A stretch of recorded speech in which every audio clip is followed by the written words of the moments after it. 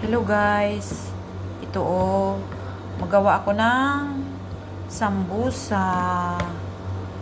Alam niyo na ba yung sambusa? Yung, anong tawag yun? Basta, sambusa ang tawag ito.